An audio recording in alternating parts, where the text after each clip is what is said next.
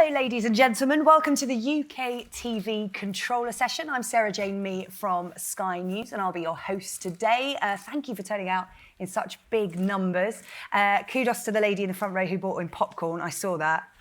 I mean, it's the perfect kind of session for that. It's going to be very entertaining. Just to give you a bit of an overview as to what you can expect this afternoon, we're going to talk about UKTV's new owners, BBC Studios, and how that's going to work going forward. We're going to talk about the huge breadth of genres that UKTV have as a platform, the all-important commissioning strategy, how to pitch. I know that's why a lot of you are here. I can see, look, it's not standing room only. We've got a few seats at the front if you want to come to the front row seats still available. There'll be an opportunity to ask some questions as well from the head honchos at UKTV. If you go to the Festival app, and go through there, they'll appear on my screen and we'll put some of your questions to them at the end. So without further ado, I'd like to introduce Steve North, Genre General Manager for Comedy and Entertainment, Richard Watsham, Director of Commissioning, and Hilary Rosen, Deputy Director of Commissioning and Head of Factual Entertainment. Well, before we hear from them, let's get a taster of UKTV.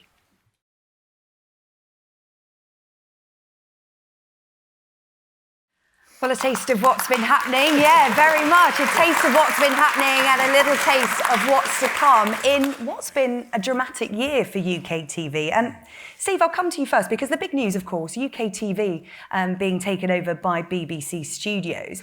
How has that changed things on the platform and what impact's it going to have going forward? I think it's a strange one in a sense in that there's been massive change and then some things haven't changed at all. So the things that have changed are our lineup of channels has changed. So Good Food, Home, and really now fully owned by Discovery channels. So UKTV now, just the channel lineup. So it's Drama, Alibi, Gold, Dave, W, Yesterday, and Eden.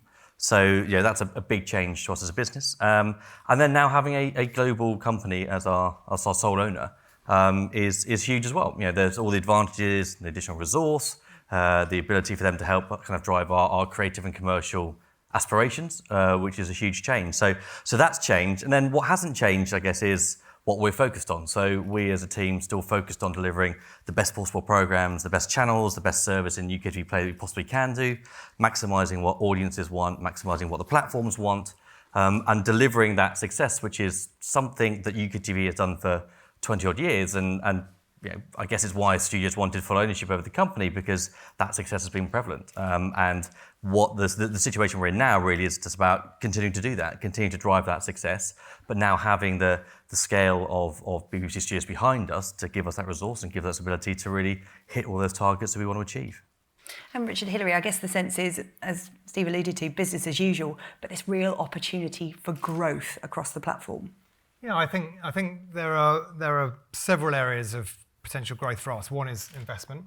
I think we've stepped up investment into origination at UKTV every single year since I've been there, and I have to say it's massively heartening to see so many people in the room.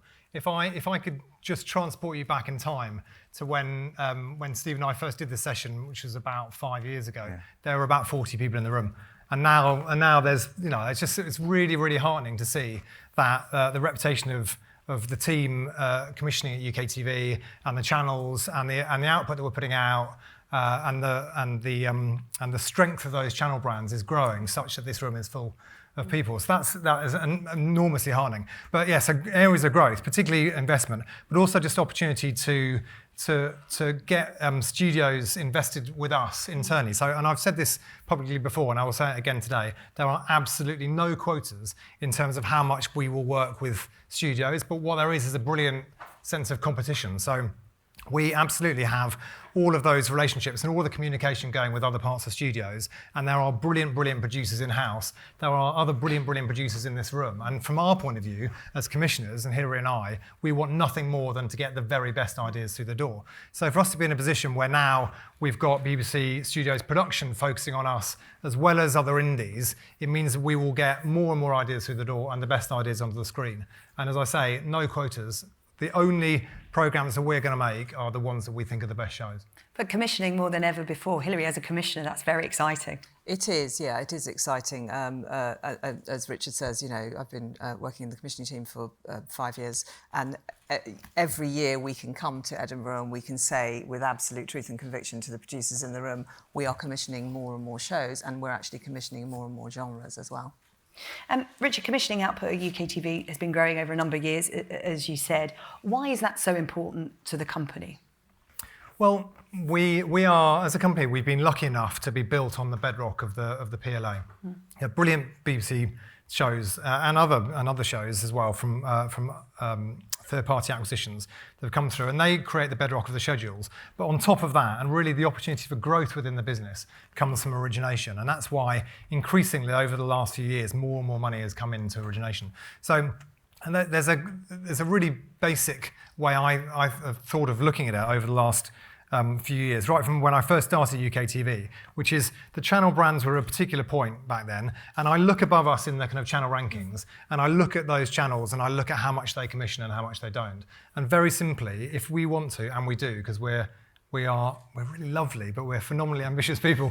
I hope we're lovely anyway. But we are ambitious, and we want to climb up that ladder in terms of the channels that we see around us. The only way of doing that, really, is by commissioning, by owning our own content, by collaborating with some of the brilliant talent in this room, and making sure that that must-see show, be it Taskmaster, be it the Death on the Time, Murder on the Blackpool Express, Emma Willis, which won a programme award recently. All of those shows rely on the people in this room, but once we've got them and they're in our network and they're the only place that you can come and see them, that is hugely valuable to us. And Steve, it's interesting, isn't it? Richard touched on the fact that you were here 5 years ago. There were 40 people here. Now there's full room. a lot more than that. And it's not just original content you're generating. You're bringing the audiences with you in terms of you're getting big audiences that, you know, I'm sure you two plan to have in the beginning, but compared to the established channels, the landscape has changed in TV in the last 5 years. It has. Yeah, the market changes constantly. But if you look at, you know, you've got Taskmaster doing 1.6 million viewers, you've got Death on the Time, Blackpool Express and Death on the Time doing 1.2 and 800,000 viewers. And that's in pay. And that's in pay only. Also in pay only, Emma Willis returned for a second series a couple of weeks ago, matched the Series 1 numbers, so doing 500,000 viewers. You know, they're substantial audiences that, you know, anybody would be very, very happy to have on those channels. And I think that's part of the landscape. And I think exactly what Richard alluded to is that, you know, we've got the great bedrock of content from the BBC in particular and from other broadcasters around the UK.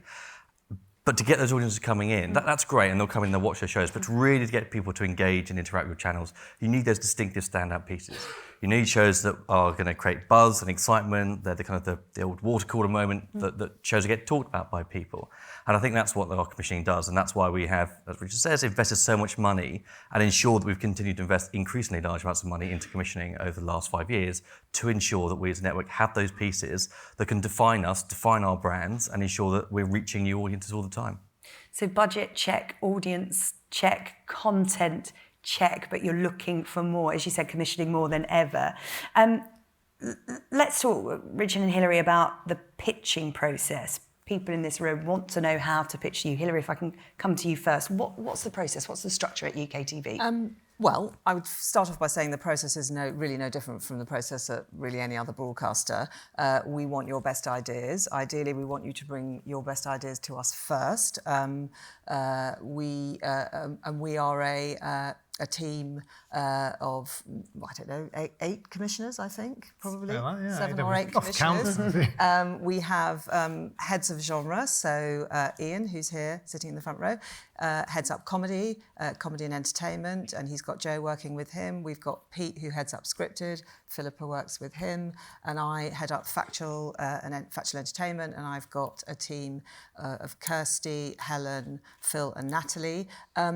We all have specialist genres, but I think what's slightly different about UKTV than many other broadcasters is we're slightly genre agnostic as well. So if you have a relationship with one of us and you're pitching in, let's say, the non-scripted space, keep that relationship going. It gets slightly confusing when you start pitching to many of us. We all sit next to each other, we talk to each other all day, we share ideas on a weekly, regular basis, so your ideas will reach the right person. We we, I think, are good at saying that's an idea that needs to move to another commissioner, so we can help you do that. But it's, you know, it's the usual thing. It's email, it's setting up meetings, it's top lines. It's we're pretty agnostic. You know, we'll take ideas in any shape or form, and like all broadcasters, we try to commit to getting back to you as soon as we possibly can. Richard, you're not afraid of collaboration either. We saw there in the sizzle tape, your programme with Steve Backshall. Talk to us about how that came about, because collaboration is something that you welcome. Collaboration is absolutely something that we welcome. Just, I will talk about Steve Backshall. Talk about something else very quickly, just around collaboration. I think it's a while since I was pitching at other broadcasters, but I hope that we've created a particular atmosphere at UKTV, which I think is really important. And to Hilary's point about commissioners working across a number of different genres, I think we are, I hope, and obviously I could get feedback in this room, that we are super collaborative with producers. But I also think that we have quite a flat structure. Now, there's a reason why there are 3 of us sitting on this stage, and if you go to other controller sessions, there might be only 1 person. We try to run a team where people's opinions are valued, wherever you are in that team. And I think I think this is the key to it. We realise that we, as commissioning editors, are not we're not the arbiters of taste, basically. So this isn't about me or Hilary or Steve forcing our taste on a show and saying that's what we want to make. It's about us being aggregators of taste. So to that end, we aggregate the taste of all of the audience. We also aggregate the taste of all the people in this room who bring expertise to a show. So that I think is really important, and I hope that sets up a really valuable and rewarding relationship with the people that we work with. And I think it gives us a different type of show, importantly. And that sense of collaboration is also, as you talk about with Steve Backshall, that also works in other ways. So for me, it's really important that all broadcasters are having to create new partnerships, new financial partnerships in order to make shows work. Expedition with Steve Backshall was a fairly expensive show for obvious reasons. If anyone who doesn't know about it in the room, Steve, in each one of 10 episodes, leads a team of people to a part of the planet where no one has ever been before. That does sound expensive. By its very nature, that's quite hard to do. It's really hard to recce. In order to make that work, financially, we partnered up with Fremantle, with FMI, and we also partnered up with BBC Two, who took 4 of the episodes and they premiered them under a different title on BBC Two, Unexplored Worlds. And then we've got all 10 episodes on Dave. Now, we needed to do that to make the money work, but we also had to create, to my point earlier, an environment to commission a show in which we could operate editorially. So we had to create an environment where we could take the opinions of France 5, who ended up taking the show in France, plus Fremantle, plus the BBC on their episodes, plus us, plus True to Nature and Wendy Dark, a brilliant team over there who made the show. And to get all of those, and of course Steve and Aldo, his right-hand man, and other people within the show themselves, within the expeditions themselves, were to get all of that opinion and all of that money together to make something of that kind of scale. And I'm hugely proud of the results. I think the team have done an amazing job, and it's one of our, certainly in terms of where it sits within the schedule, our highest rating we've ever launched in Shoulder Peak, I think. Was triple slot average, driving well. And that, that performance also then kind of flows throughout the rest of the business as well. So, our portfolio channels are up year on year. They are performing better than they were pre-demerger of the company. So that performance and that drive of the content that people are making in this room is having an enormous impact on driving the business forward. Let's get into Factual Entertainment, Hilary, which is your specialist subject. What's working for you at the moment in Factual and Factual Entertainment? I mean, you can't move at the moment in this country without seeing Emma Willis on a billboard. That's doing rather well. But what's working for you at the moment? What are you working on? I think we can sort of define what's working in 2 areas. I think big talent. Rich mentioned Steve Backshall, Emma Willis, recently won a broadcast award. We're so proud of that show, Emma Willis delivering babies. Firecracker make that show. It's a fantastic, warm show. It's knocking it out of the park. Loads of young people are watching it. It's just got a real following. It's that annoying cliche word, authenticity. She's doing something that she's passionately keen about doing, and that reads through. And then the other area is compelling territories, but just sticking with talent, for a moment. I say this every time I get on a panel to talk about Factual at UKTV. Big names, recognisable faces, doing things that they're passionate about is a massive shortcut for the audience. You know, we all know there is so much pull on people's time. There's so much content out there. You know, we never feel as a broadcaster that we just kind of have default viewers. We never feel like that. We feel we have to fight for every single eyeball, and everything about the way that we think about ideas, we commission ideas, we market ideas, we work as a whole company. Everybody in that company will be working towards the success of whichever commissions we currently have on. And big names are a really, really good way of shortcutting for the audience. They're a kite mark to say, come to us, here's a big name, and we get them to do something really special, whether it's expedition or delivering babies. Easy feats. No easy feats. Neither of them are easy feats, absolutely right. So we're always, what we want you guys to do is to think a lot more about what can those popular, fabulous faces that we know the audiences love, what can they do that feels interesting and unusual and properly challenging? I think a really interesting point about the Emma Willis show is everybody pitched an idea where she might spend, a week shadowing a midwifery team. No, she's training to be a midwife. She's currently, a junior midwife. And that's obviously a much more significant commitment from her. And that's what the audience want to see. So I think, that's a really good tip for all of you guys thinking about who to bring and what they should be doing. Emily Atack, she was on the channel earlier this year. We were really thrilled to have her. Her series, Adulting, it was something she wanted to do. She was exploring being a grown-up, hitting 30, what that meant. It's a really entertaining and warm and lovely series. So other people doing things like that, again, interesting to us too. We've got a really lovely new series. We saw a little clip of it in the trailer. It's called My Famous Babysitter. We saw Rachel Riley struggling not to burn a house down as she spent... I'm so impressed she said sugar. Sugar, kids, stand back. And she really did say sugar. Okay. She really, that is exactly... Wasn't a she didn't say anything else as well. No, we didn't cut anything out. So we've got Toff, we've got Pro Green, we've got Rachel Riley, we've got Anita Rani, all celebrities who are thinking about parenthood and wondering about whether that's something that they might be something on the horizon for them, all having a go at being parents, being left in charge basically on a rig with different types of families. So that's really interesting. And again, those names we hope will be a shortcut for the audience to understand that these are really interesting people to sort of investigate all of the challenges of parenting in a really entertaining way. I think entertainment is a sort of watchword for really everything we do. I mean, we are an entertainment network. Yeah. I don't want just to jump on that talent point as well. I mean, that applies to comedy and to everything Absolutely, we do, really. yeah. It's no coincidence that a lot of the talent's name appear in the title, be it Dave Gorman, Terms and Conditions, Emma's Delivering Babies, John Richardson, Ultimate Warrior, Steve Backshore Expedition. We know that there's huge value in those names, both from people flicking through the EBG, but also using a poster and the communication of those shows to drive an audience. So it's fundamental. And not to say we don't or won't invest into newer, fresher talent. I think we do that through things like Taskmaster, and we'll talk about some shows later that have that. And Sliced on Dave as well was a really fresh show, really fresh comedy with new kind of up and coming talent.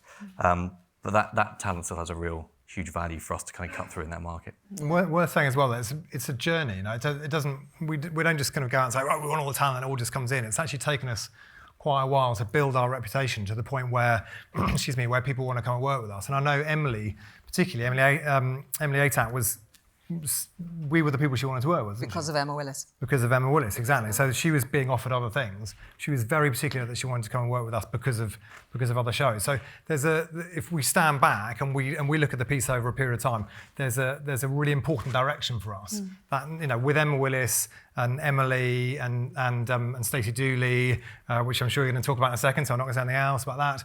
And some of the talent, Pro Green, Rachel Riley, and that then unlocks other talent and that unlocks other opportunities. And effectively, what we're giving that talent, I hope, and Emma Willis is a really good example, is an opportunity that they wouldn't get elsewhere.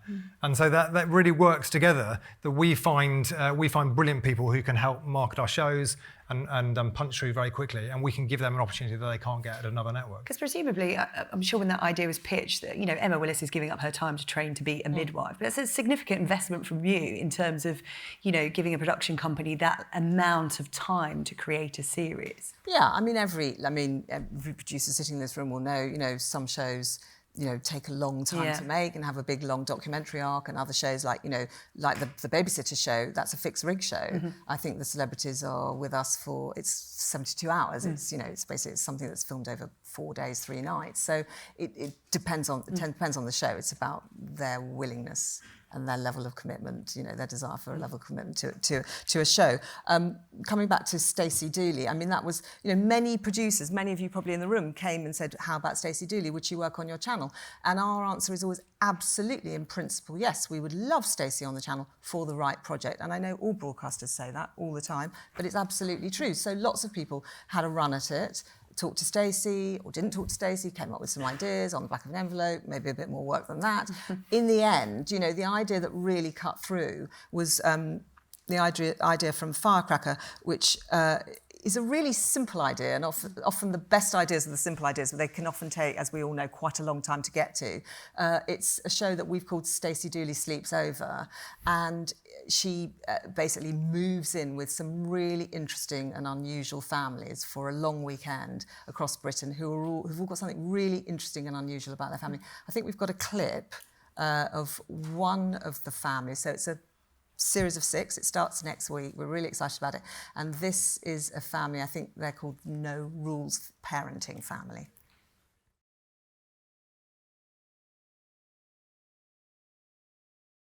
She absolutely lasted the 3 nights over that. I mean, she was an absolute trooper. She stayed with all the families. She loved all the families. They were really diverse. And we were looking for something that could sit against her very popular, very journalistic stuff that she does, and we play on W, but we actually wanted something that was more in the fact-ent space, and she wanted to do something that she wouldn't be offered the opportunity to do at that point at the BBC. So this felt like a really good show for us. But I'll quickly move on because I know we've got loads of stuff to talk about. I just want to talk very quickly about the other stuff that's working for us, which is non-talent. So we're also commissioning, shows like Inside the Ambulance, Inside the Operating Theatre, The Shift, we've got Ski A&E coming up. So we're also looking for territories where we, not talent-led, where we're just looking for interesting precincts, and we're looking to get great stories, at volume in those sorts of environments. Okay, there you go. I hope you've scribbled all of that down.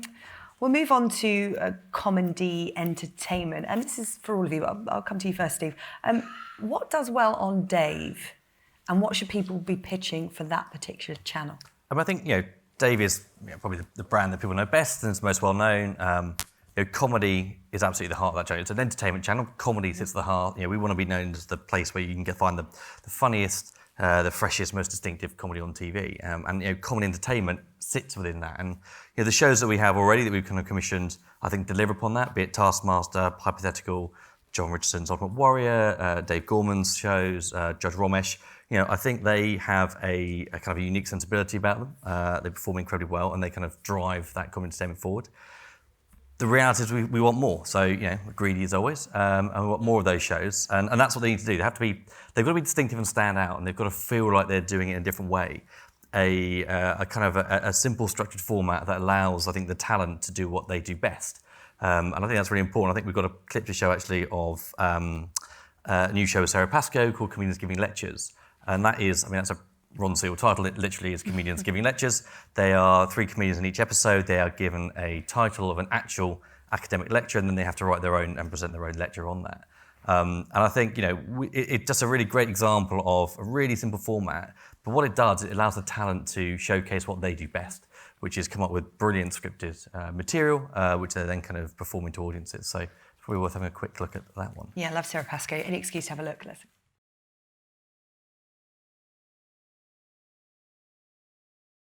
Comedians giving lectures featuring some of the best stand-up Yeah, comedians so on the circuit. Great talent again, and just really simple format, allowing them to do what they do best. And those shows and the others I mentioned, Taskmaster, Hypothetical, etc. They, along with kind of some of the shows from the BBC that the QIs haven't used to model weeks, they make up the foundation of what Dave is. And I think us ensuring that the supply of shows coming through are really strong and distinctive and stand out. We're not BBC One, we're not ITV, so when we're making content, it has to be even better and even more unique to kind of get those viewers to come in.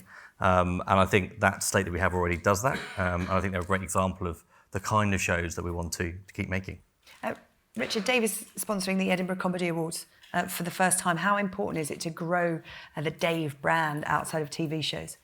Well, we've tried to grow Dave in a number of different ways. We've tried to grow Dave on screen. So Steve says comedy is the heart of what we do, but we've also got Expedition with Steve Backshall on there.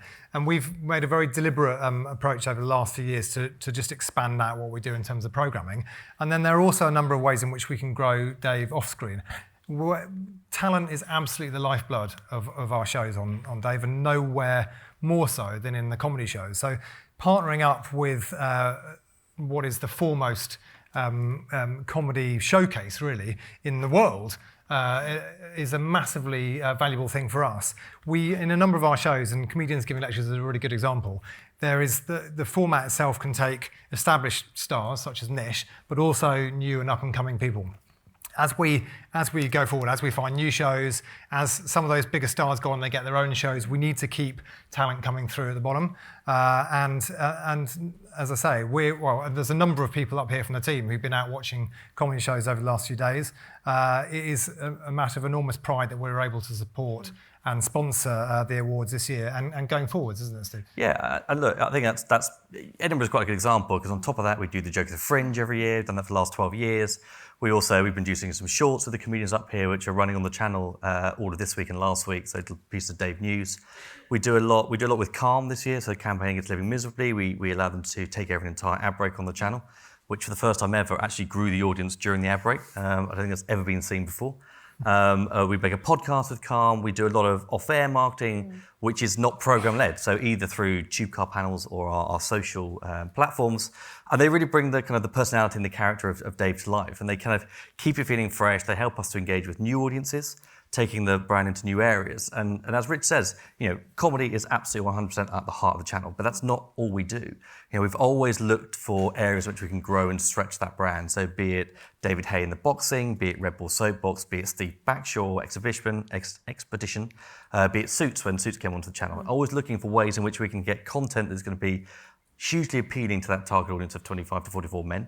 And it's going to be appealing to them, not going to alienate a female audience, and also grow the channel in different ways. So we're always looking for that. So although Factual Entertainment, really important to Dave, and Scripted, which we'll talk about, really important to Dave, and Common Entertainment at the heart of the channel, I think we'd also ask for any other ideas that you've got. If you think you've got a great show that could work on Dave, it's just slightly outside of the box, it's not quite in the core of what we do, we'd still love to hear that, because they're the really exciting projects that might help us to grow the brand.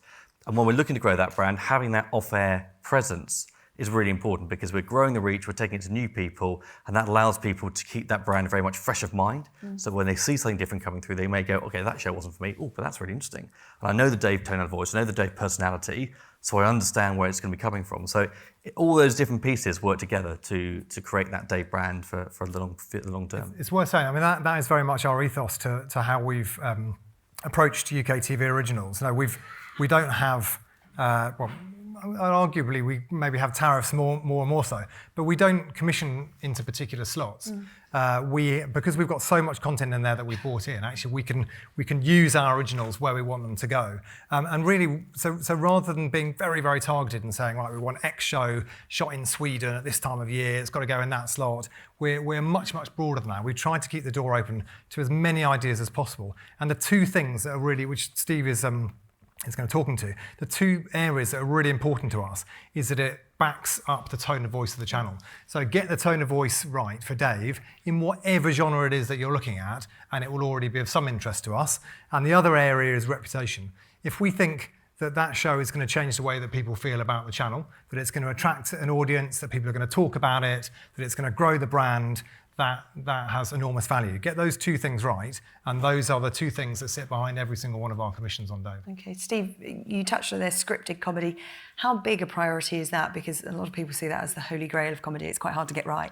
Yeah, look, it's really tough. It's really tough, but it's something that we're very committed to. You look at the output on comedy that we've delivered over the last few years, be it on Gold, be it with Murder on the Blackpool Express and Death on the Tyne, and we've got Dad's Army launching in only a few days' time. So on Sunday evening, 25th, put Gold on, and we're not trying to recreate Dad's Army. This is one of those ridiculously unbelievable stories where 3 of the original episodes of Series 2 were lost. We don't know if they were wiped, whether they were thrown away. We're saying we really hope they don't get found in the next. Or if you do find them, please don't look. Hang on. Give us 7 days at least. So they've disappeared. So you can't see them. They were broadcast last back in 1969. Wow. So they haven't been seen for 50 years. And we have put together, and Richard and the team and Pete Thornton have put together the most, I think, incredible cast. Trying to step into those shoes, the Arthur Lowe's, the John Mazuriers, that's nigh on impossible. And I think the shows we've made, I'm incredibly proud of. They are stunning. And again, we're not trying to recreate it. We're not trying to get new writers to write new scripts. These are the original scripts, but the tapes have been lost. So, nobody can enjoy watching these shows. And I think what we've done is hopefully create something for Dad's Army fans that they can watch. Yeah, wonderful. Obviously we're slightly, what's slightly tricky there is just around content supply. So if any of you have access to any of the archives of other well-known British comedy shows, you could burn a couple of episodes. Right. That'd be enormously appreciated. We deny ever saying that. We're just going to have a look at something that's coming up, The Cockfields, which is a scripted comedy on the platform. Let's take a look at that, a taster of what's coming in the autumn.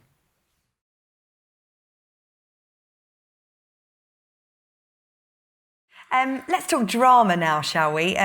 You've been commissioning drama for about a year now. Hilary, how's it going?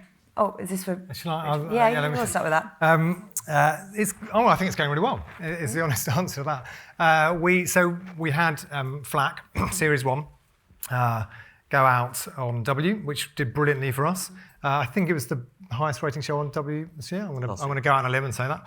Last year, This year. Sorry, we didn't know what we were talking about. Sorry. You're so busy commissioning for the future. We are. Well, do you know what? Genuinely, the reason we've got cards here, there is one card in here which says all the shows that we've announced and which ones we haven't. Because there's so many of the blooming things now. It's really, really hard to actually remember and make sure that we don't accidentally and inadvertently announce something that we shouldn't be announcing. But that is obviously good news for us that there's so much going on. So we've got Flack and we've got Flack coming back, which is brilliant news.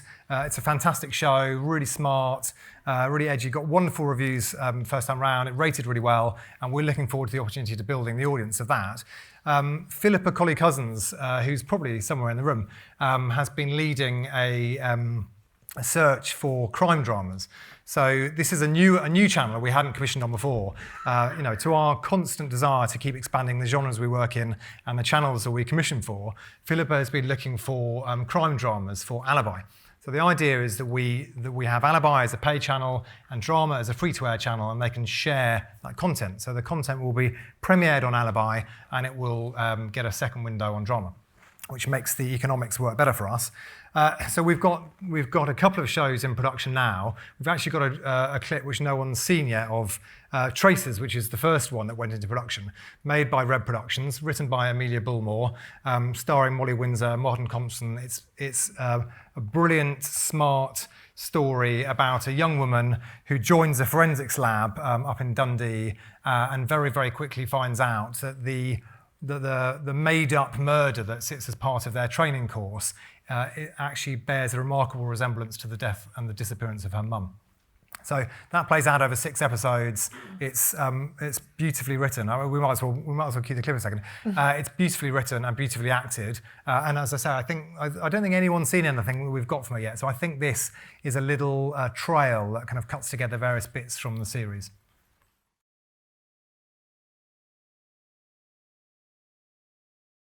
Well, add that one to the planner. Good, excellent. There's a couple of things I want to talk about off the back of that, if that's right. Which I think are really important messages.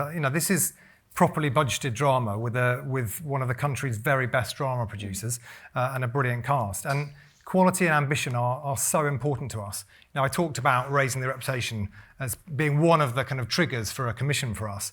We've been working really hard, particularly Ian, Hilary, Pete, leading their genre teams, raising the quality of what we do. And what I find really pleasing about that is looking at it and thinking this feels like the equal of anything that you would get on other channels in the UK. And that's really, really important to us, that we are, in terms of our kind of competitive set, we don't look at other people around us in the EPG. We look at the likes of BBC One, BBC Two, ITV, Channel 4. That's who we want to compete with. And, as I say, working with that talent on screen and off screen, creating content like that, which is properly budgeted, that's absolutely speaking to that. That's really important going forwards. So the other show that we've got just going into production at the moment as a crime drama is called We Hunt Together, written by Gabby Hull, who's had some successful series recently on some of those other large terrestrial channels. It is made by Hilary Salmon, BBC Studios Production, and it is kind of co-funded by us and another part of BBC Studios, the distribution side. So it's a kind of three-way tie-up, which is really exciting for us as a business that we've suddenly got access to this opportunity. It's a dark, it's a super dark kind of cat and mouse, almost thriller, in which two cops are chasing two people who suddenly find themselves rapidly becoming serial killers, and it's very differently toned from anything else that we've had on Alibi, that's not coming. We're literally just starting. We're just in the middle of casting that now, so I can't tell you who the cast is yet. But that's interesting, and the door is open drama-wise for quite a the lot. door in is terms absolutely of you talking open, about guys. crime, thriller. So the next one, well, the next one off the, so not period drama for now. The next one that will come through in terms of crime drama, we've been looking for a story of the week drama. So we're really keen. So Traces is a serialised piece that could become an episodic piece. So once you've established the crime lab, the forensics lab, actually you can throw different crimes in every week, every episode to that. We Hunt Together is super, super dark. Bonnie and Clyde style, absolutely serialised. But the next one we want to come through is a properly episodic piece. So it's setting up the right characters, the right environment, the kind of location, the atmosphere, the tone into which we can place different crimes every week. And we've got a number of those at the moment. But as I say, we're open. We're particularly open to more story of the week ideas. We're absolutely open to thrillers, all very much sitting in that kind of crime area for now. That's your main focus for drama. That is our main focus for Alibi and drama. Obviously, Alibi being a crime drama channel. But again, we didn't set out looking for flack for W. We found it as an opportunity. It came across our desks, and it was an opportunity that we grabbed. And actually, there are a couple of other dramas that I can think of that we've been developing up for other channels that aren't Alibi and drama, and we'll continue to do that. Whenever we get a project that comes across a desk that speaks to the tone of voice of that channel, that will grow our reputation and will effectively excite us all in terms of the kind of breadth of what we're doing, we're gonna look at it seriously. Yeah, you have so many options to place potential content. You talked about success, but what does it look like? Because as we mentioned, the TV landscape has changed now in terms of you're celebrating audience numbers, but the way people watch TV is changing. Hilary, how do you measure success for UKTV? Well, we measure success. There's ratings. Yeah. The way that ratings are measured is changing. So it's all about the consolidated figure. And Steve's already spoken about some of those numbers that get us excited. But it's not always about the viewing figures. We measure success in so many different ways. We do bang on a lot about reputation, but I think that is really important for us. How do we? And we've talked about the brand today. It's how do we do things that we feel incredibly proud of, that we feel enhance the brand and the reputation of UKTV. UKTV is a broadcaster. It's many different brands. It lives in lots of different places now, and trying to come up with those things that will enhance UKTV as a broadcaster, but also the individual brand, whether it's Dave, whether it's Gold, whether it's Yesterday. We're always looking to find ways of feeling excited about those channels. When every day or every week at UKTV, we are excited about something different because we've got lots of channels. We don't commission lots and lots and lots on every single channel. So I always say to producers, if you come and you make a show for us, every show gets its day in the sun. Every show has its big starring moment when you're at the front of the nativity play. You are the star of the show, and that's a really nice feeling. And the whole company gets behind it. And the whole company gets behind it. And I've worked in lots of other places, and I think that's unusual that everybody in the company, whether they work in marketing, whether they're scheduling, whether they're press, whether they're all the different teams, ops, everybody. It does feel like a collective effort to get your shows on screen and for us to constantly keep talking about it. So the ones, what does success look like? I mean, obviously a show like Emma Willis, that is successful. It's won awards. Taskmaster, that's a very successful show. It's won awards. Lots of people talk about it, but we celebrate actually all of our shows, even the ones that don't maybe hit those kind of peaks. But if they've enhanced the channels, the brands, that feels good. I think the thing is, as the commissioning team, obviously we're very good at finding the success in there. Yeah, they're all successes. If the ratings aren't that good, But I think it's not about ratings. It's all about the reviews. But it's also about us being honest with the production companies and about what success looks like for their show. Because is it live ratings? Is it PBR over 7 days? Is it 28-day consolidation? Is it AVOD performance on UKTV Play? Is it how it performs on the pay platforms in their box set areas? Is it about how much PR buzz it's getting? Is it about us working with talent we haven't worked with before we want to? Young people are watching. Yeah, does it grow our PR and our brand for the channel or for the network? There are a whole range, and I think it's just us being honest about where we see success. And it will be, because we're now working across, as Richard's kind of said now, crime drama, narrative and procedural. We've got, comedy, one-off comedies that are almost movies now on Gold, as well as comedy series across Dave and Gold. Factual Ent, Comedy Ents, almost specialist faction, almost going in towards natural history now, almost with Steve Backshaw. That whole gamut and that whole range of content, which is incredible by itself, but each one of those areas has a different measure of what success will be. So I don't think you can now kind of put a single measure of success on any kind of show for any network.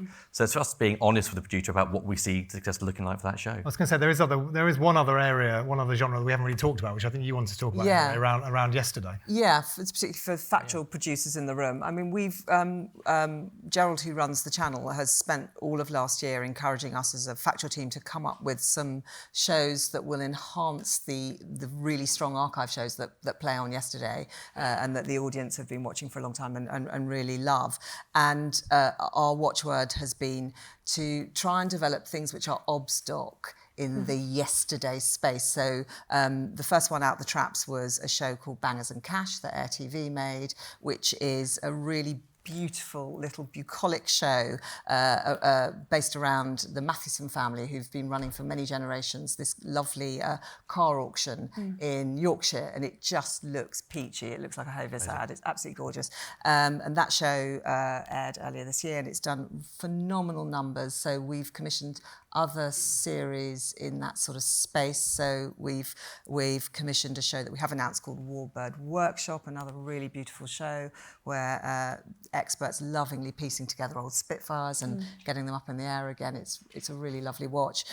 We've commissioned things which we haven't announced yet, but they're in the area of engineering, railways, military history. But with all of those shows, what we're looking for is the character-driven stuff. It's the obs docs. We've got a lot of strong factual shows on archive on the channel. So we want to try and come up with characters, locations, precincts that feel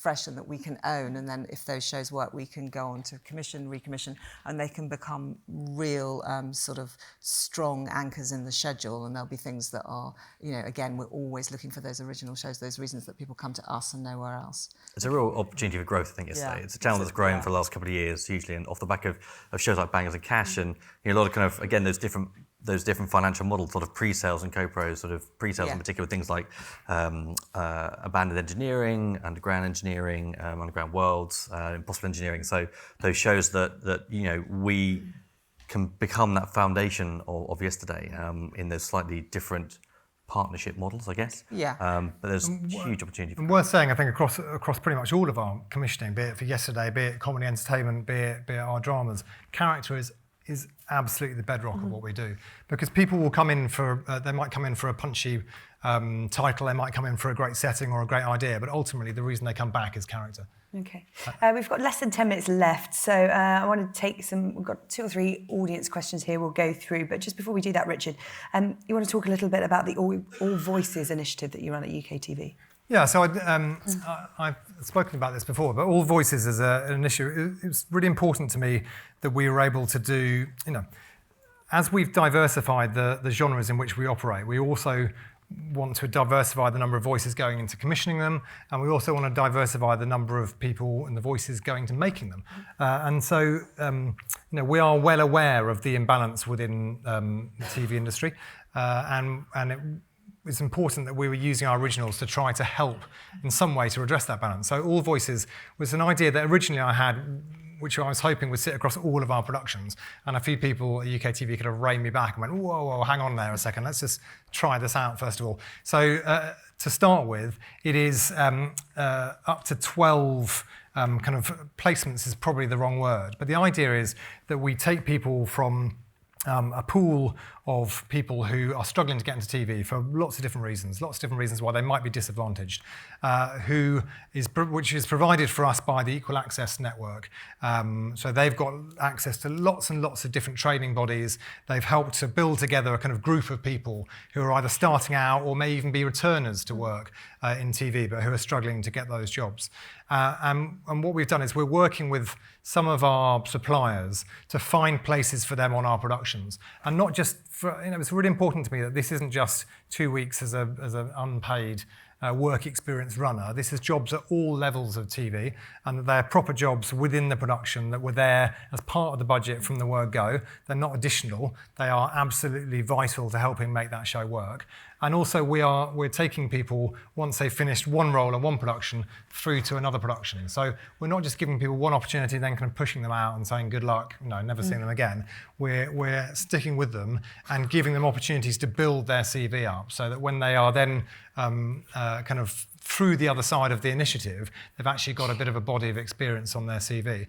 And then Equal Access Network are actually are kind of monitoring them, helping them with training, helping them with advice and consultation to give them a further leg up. So we're looking to roll that initiative out. We're starting it as a pilot with, as I say, up to 12 places, 12 production companies.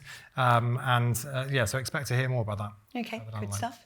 A couple of quick questions from the audience. This is from Tommy, I think it says, Appeal TV. Is there any talent you'd love or wish to have on the network? Hilary, anyone in mind? I mean, you've got quite a stellar cast as it is.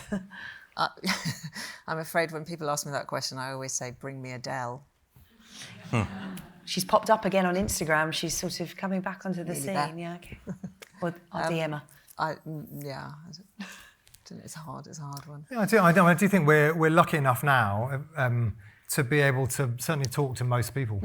And I think it's just about us working really hard with producers to build relationships with really good talent and to find things that they can do with us that they can't do elsewhere. And I think that's one of our great calling cards. I think Hilary mentioned that earlier on. It's not just about the person; it's about what they want to do. No, it has to be vehicle. authentic. And Willis is a great piece of talent, and what she's doing is so authentic that it absolutely works. So it can't just be the talent by themselves. Richard, this one's for you. Are you open to collaborate with foreign broadcasters and producers on potential international co-productions? Absolutely. Flack's an example of that. So Flack is absolutely an example. That's a co-production with Pop. We also, in the factual space, we have Border Force, which is made by a US producer. We are absolutely open to all kinds of different partnerships. As I say, actually, Expedition, France 5 came in quite late on that, but they came in. They're also a co-production partner with us. So we are not foolish, and we understand that in order to play at the kind of level that we want to in terms of budget, in order to give ourselves, to maximise our budgets and to give ourselves the most hits possible, the most opportunities possible, we have to construct clever partnerships within the UK, outside of the UK, with distributors, with producers, with talent, all of those things. And finally, how many original dramas are you looking to commission per year? You were talking about not having quotas, but do you have a sort of benchmark in mind? Well, right now I'd say that we're looking for more crime dramas. I mean, it is specifically, as I say, we would consider non-crime dramas, but generally try not to brief that out because we don't want to be inundated. We don't have particular plans to do them. We will grab an opportunity if it comes along. Where we do have plans for more is around crime drama, and we are looking for, and that it's kind of unhelpful to say how many because. First of all, we'll take the opportunities that comes, and secondly, they roll over a period of time. So it's very hard just to say a certain number a year. Right now, we are looking to get 2 or 3 more crime dramas into production.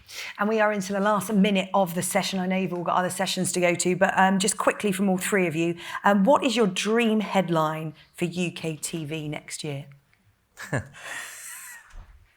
Well, so UKTV beats BBC One, Channel 4 and ITV to Channel of the Year at RTS Broadcast BAFTA.